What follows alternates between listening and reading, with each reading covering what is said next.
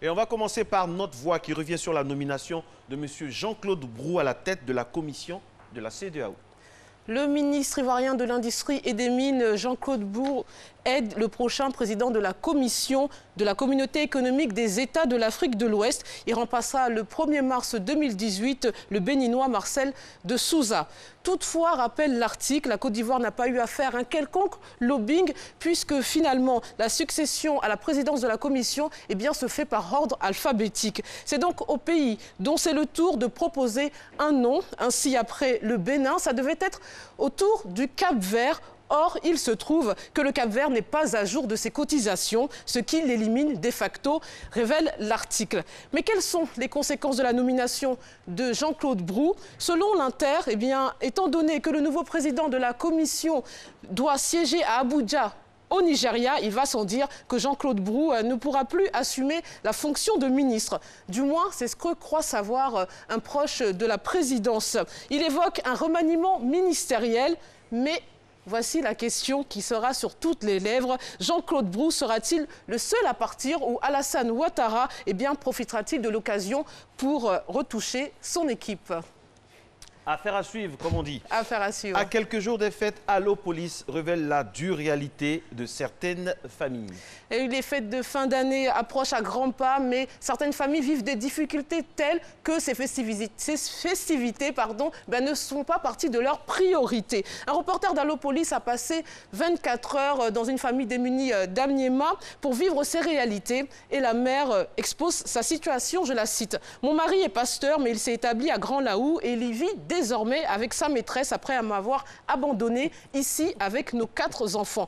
Pour subvenir à ses besoins et ceux de sa petite famille, la brave femme vend des oranges et des grains de sel. Elle ne peut réaliser plus de 1000 francs de bénéfices par jour. Et même quand c'est le cas, il faudra prélever la popote quotidienne qui est de 750 francs et envisager d'économiser pour assurer les frais de scolarité de ses enfants. Triste réalité. Oui, je rappelle, c'est des grains de javel. J'ai dit de sel. De javel, oui. Selon les Échos, le groupe M6 investit dans une chaîne de la future TNT en Côte d'Ivoire. Le groupe de médias M6 a pris 33% de la chaîne Live TV en Côte d'Ivoire, l'une des chaînes de la nouvelle TNT qui va être lancée en 2018. M6 s'est associé à Vodou pour cette chaîne qui a un budget de 20 millions d'euros au lancement. C'est Vodou et son patron, Fabrice Awignon, qui est spécialiste notamment en communication politique, qui est venu frapper à la porte des médias français. Et selon l'article, TF1 aurait également songé à investir dans Live TV avant de jeter l'éponge.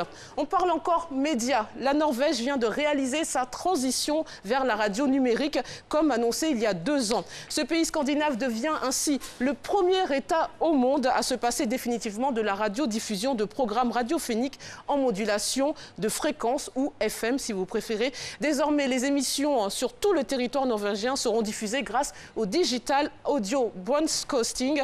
La radio numérique offre une meilleure qualité de son et plus d'options et les émissions numériques sont 8 fois moins chères selon l'article. Vous avez dit quoi? Digital Audio Broadcasting. Yes, English girl. Ok, on finit avec la playlist des chansons qui dénoncent les violences faites aux femmes. Et oui, vous en parliez ici même, Marcelin et Eva, vendredi dernier, des violences faites aux femmes. Et Into the Chic propose les titres des rappeuses et chanteuses de pop ou de jazz qui ont élevé la voix pour cette cause. Février 2009, Rihanna poste une photo de son visage tuméfié pour dénoncer la violence de son partenaire de l'époque, le chanteur Chris Brown. Elle fera un featuring avec Eminem, Love the Way You Lie. Vous allez certainement voir la photo apparaître. Un clip, a-t-elle dit, qui vise à mettre en évidence les dangers d'une relation abusive. L'image, elle est à l'écran.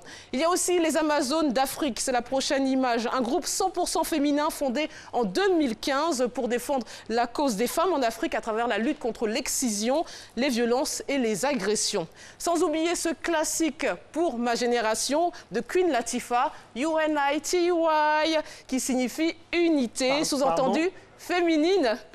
Attendez, c'est la chanson? Oui. C'est une reprise, dites-moi même. Non, c'est la chanson. On va reprendre, allez-y. Queen Latifah. Oui, à l'époque, elle chantait UNITY, here we go, UNITY. Bon, j'arrête, poursuivons.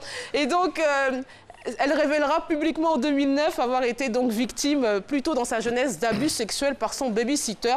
Et plus loin de nous, vous la voyez à l'écran, la très grande Billie Holiday. C'était en 1922. Alors elle, par contre, elle avait du mal à jeter leur pauvre sur son partenaire qui la battait.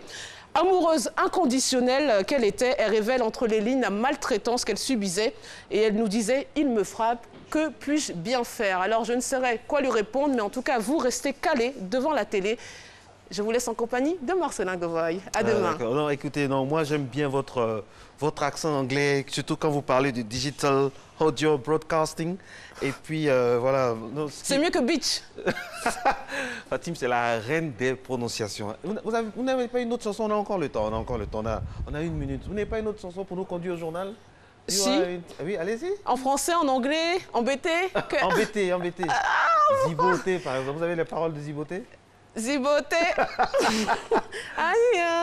Ouais, c'est ça. Pardon, monsieur. Vous serez reconvoqué au village pour non-respect de la tradition par rapport à ce que le père a fait. Mais oui, c'est toujours un plaisir de vous avoir, à Fatim, sur le plateau de RT.